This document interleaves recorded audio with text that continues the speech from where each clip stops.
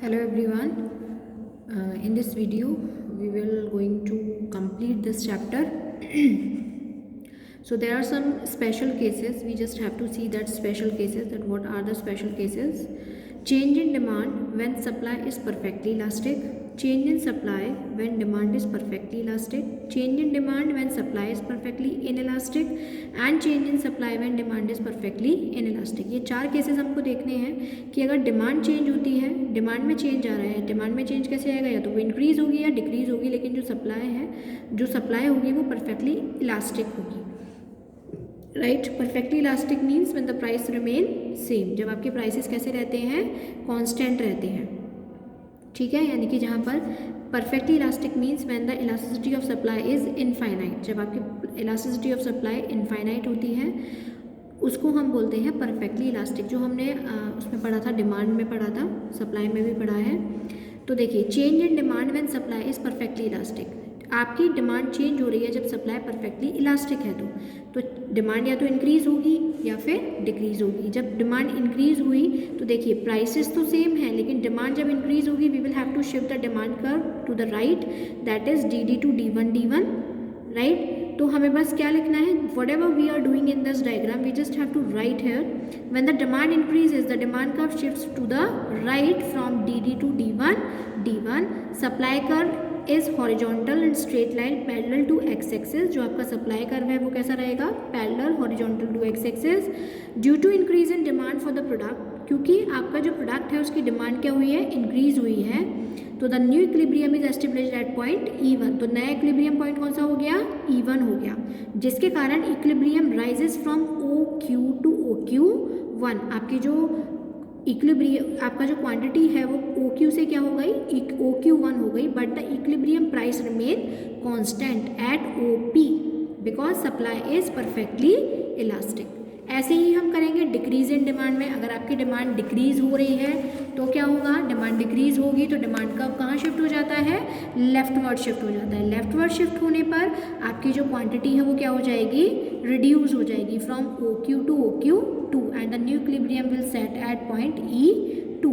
The demand curve shift to the left, that is from DD to D1, but the price remain constant as OP, right. After then change in supply when demand is perfectly elastic. अब supply change हो रही है लेकिन demand कैसी है, perfectly elastic है, यानी कि डिमांड क्या होगी, increase in supply, supply increase हो रही है. तो देखिए सप्लाई ये है, सप्लाई का आपका पुराना ये था, क्योंकि इंक्रीज हो रही है we will have to shift it to the right, rightward shift किया, न्यू इक्विलिब्रियम डिटरमाइन हुआ एट पॉइंट E1, राइट. और आपका जो OQ था वो शिफ्ट हो गया, OQ from quantity will shift from OQ to OQ1 and the new equilibrium is established at point E1, but the equilibrium price remains at OP, right, क्योंकि आपका जो डिमांड है वो परफेक्टली इलास्टिक है. क्लियर. ऐसे ही हम करेंगे डिक्रीज इन सप्लाई में. अब तो आपको आ ही गया होगा, सप्लाई डिक्रीज हो रही है तो SS कहाँ शिफ्ट हो जाएगा, लेफ्टवर्ड शिफ्ट हो जाएगा, और इक्विलिब्रियम नया जो डिटरमाइन होगा वो होगा E2 पर. Quantity shifts from OQ to OQ2, यानी कि क्वांटिटी क्या हो गई है, अब रिड्यूस हो गई है, but the price remain constant. ऐसे ही हम बात करते हैं change in demand when supply is inelastic. Inelastic means when elasticity of supply is equal to 0, यानी कि सप्लाई में कोई भी चेंज नहीं आ रहा है बट प्राइसेस में चेंज आ सकता है, राइट. प्राइस राइज होंगे या प्राइस फॉल्स होंगे तो उससे सप्लाई के ऊपर क्या इफेक्ट होगा. So when supply is perfectly elastic then change in demand does not affect the quantity. जब सप्लाई इज़ परफेक्टली इलास्टिक है तो वो क्वांटिटी के ऊपर कोई इफेक्ट नहीं डालता है, हमेशा प्राइस या तो बढ़ेंगे या घटेंगे. अब चेंज इन डिमांड चेंज हो रही है, इंक्रीज हो रही है demand, right. When the demand increases the demand curve shifts from DD to D1, उससे D1 पे शिफ्ट हो जाएगा, और जो आपका सप्लाई कर्व होगा it is vertical straight line parallel to Y axis, due to which the demand for the product the new equilibrium is established at point E1, और आपका जो प्राइस है it will rise from OP to OP1, but the equilibrium quantity remain constant. Equilibrium quantity कैसी रहेगी, OQ ही रहेगी, वो quantity fix ही रहेगी, उसमें कोई चेंज नहीं आएगा. ऐसे ही हम बात करते हैं डिक्रीज इन डिमांड की, कि डिमांड आपकी क्या हो रही है, डिक्रीज हो रही है। तो डिक्रीज होगी तो हम लेफ्टवर्ड शिफ्ट कर देंगे and the price falls from OP to OP2 but the quantity remain constant and new equilibrium established at point E2। ऐसे ही हम बात करेंगे चेंज इन सप्लाई की, सप्लाई चेंज हो रही है, पहले डिमांड चेंज हो रही थी, अब सप्लाई चेंज हो रही है, sorry change in supply, yes change in supply when demand is perfectly elastic, demand perfectly elastic है, ठीक है। तो अब हम सप्लाई कर्व बनाएंगे, सप्लाई कर्व बढ़ रहा है इसलिए हम राइटवर्ड शिफ्ट करेंगे, न्यू इक्विलिब्रियम डिटरमाइंड होगा एट पॉइंट E1। तो आई होप आप ये सब कर लेंगे यहाँ तक। इसके बाद हम बात करते हैं प्राइस सीलिंग की। प्राइस सीलिंग प्राइस सीलिंग का मतलब होता है मैक्सिमम प्राइस डिटरमाइन कर देना किसी भी कमोडिटी के at a lower level than the equilibrium price. ये देखिए मैं आपको इसको डायग्राम से समझाती हूँ। इसका मतलब ये होता है, प्राइस सीलिंग का मतलब होता है if the maximum price of A commodity is determined just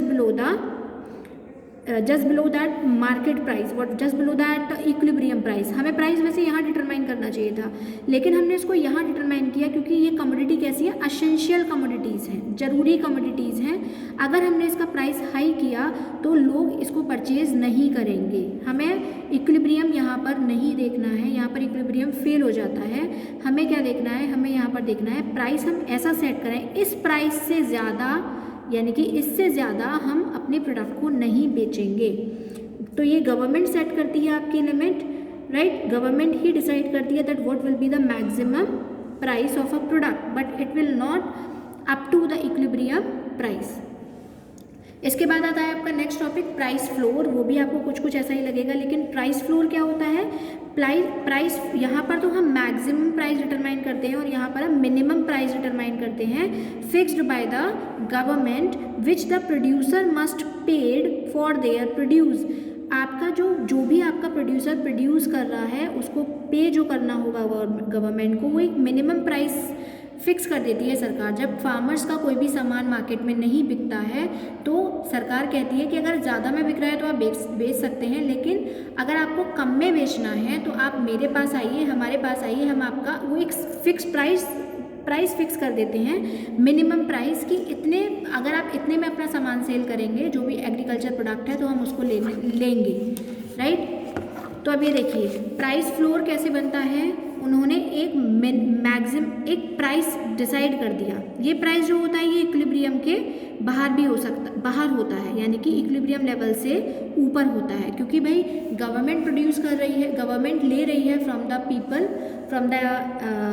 from the farmers. तो वो जो इक्विलिब्रियम प्राइस होता है उस प्राइस से ऊपर प्राइस फिक्स करती है, जिससे कि आपका जो प्रोडक्ट है वो ज़्यादा से ज़्यादा बिके। उसकी डिमांड चाहे जो भी हो, डिमांड उसकी कम हो, लेकिन उसकी डिमांड कितनी भी ज़्यादा हो या कम हो उससे कोई इफेक्ट नहीं पड़ेगा। जो भी प्राइस डिटरमाइन किए गए हैं आपके गवर्नमेंट के through, we will have to follow that particular prices, right. तो ये होता है आपका प्राइस फ्लोर।